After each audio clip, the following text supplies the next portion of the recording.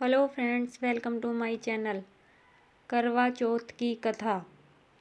बहुत समय पहले की बात है। एक साहूकार के 7 बेटे और उनकी एक बहन करवा थी।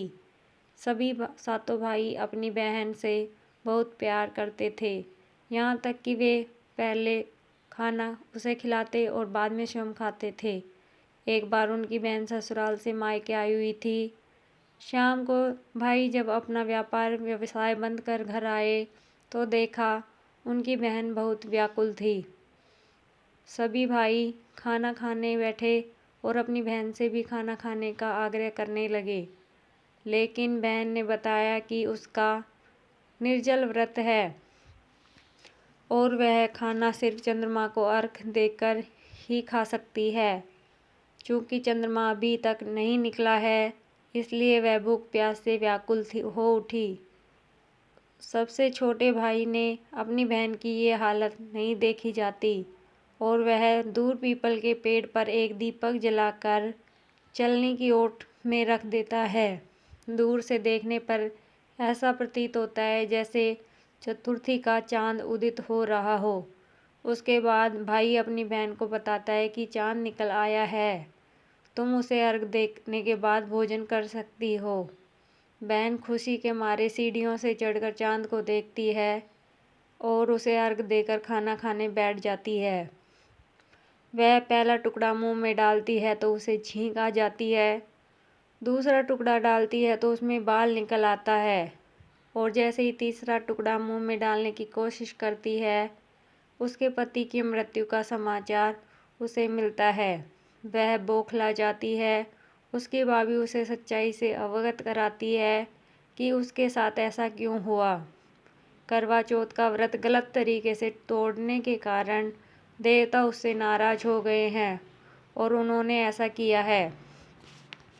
सच्चाई जानने के बाद करवा निश्चय करती है कि वह अपने पति का अंतिम संस्कार नहीं होने देगी और अपने सतीत्व से उसे पुनर्जीवन दिलाकर रहेगी।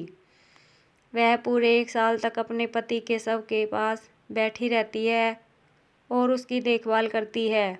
उसके ऊपर उगने वाली सुईनुमा घास को वह एकत्रित करती रहती है। 1 साल बाद फिर जब करवा चौथ का दिन आता है, उसकी सभी भाभियाँ व्रत रखती हैं और सभी भाभियाँ उससे आशीर्वाद लेने आती हैं।